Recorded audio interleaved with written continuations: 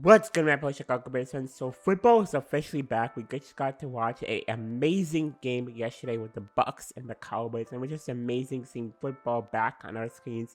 And on this video, we're gonna talk about the Bears and players to watch for the Bears' first game against the LA Rams. Yes, we officially have Bears football this Sunday night.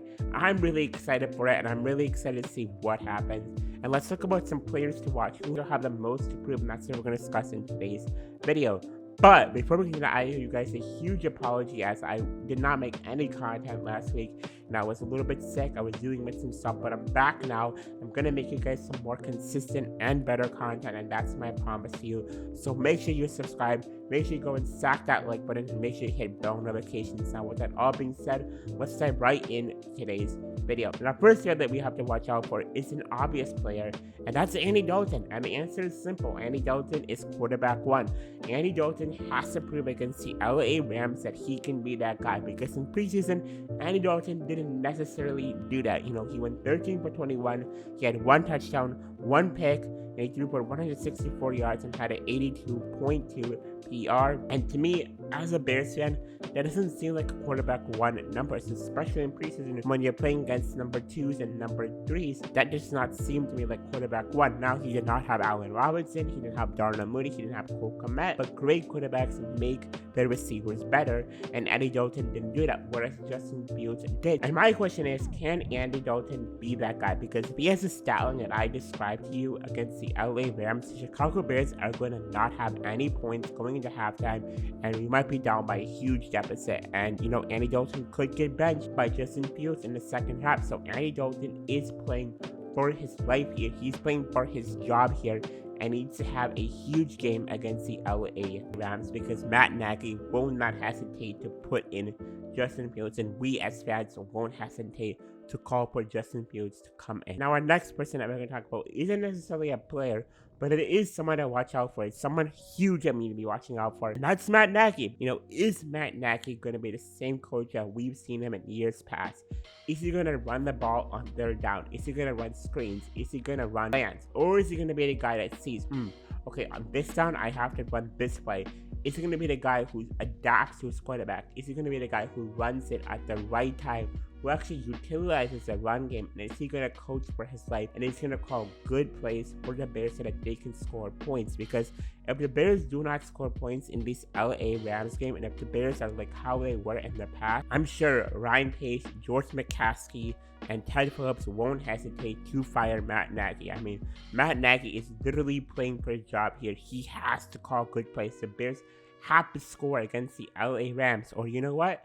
Matt Nagy is going to be packing his bags. And secondly, Matt Nagy has to make the right decision in the quarterback. You know, if he sees that Andy Dalton is not good, if he sees that Andy Dalton isn't doing good, if he sees that Andy Dalton is throwing picks, if he sees that Andy Dalton just isn't moving the ball down the field, he has to make the decision to start Justin Fields. Because I'm telling you, great coaches make that decision. Great coaches take that risk, and they put in their rookie. Look at what Bill Belichick just did. He just started Mac Jones for week one. That's what great head coaches do. They see, my rookie has potential, and I'm going to put my rookie in.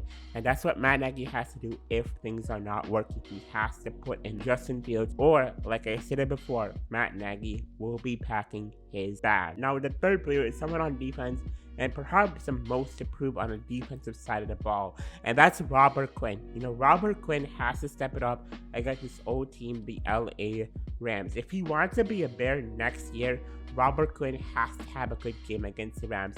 Heck, if he wants to keep his job, he has to play good against the Rams. If Robert Quinn isn't getting any tackles, if he's not being an impact player, if he's not getting pressure to Matthew Stanford, Sean Desai won't hesitate to take Robert Quinn out and put in Travis Gibson, and Robert Quinn will just be another bust signing by Ryan Pace. So Robert Quinn has a lot to prove. Now, the next player that has to step it up is Alec Ogletree. You know, Alec Ogletree is replacing Danny Trevathan, as Danny's going to be out for a few games, and we're going to have to see, Can Alex Ogletree be the guy he was in camp?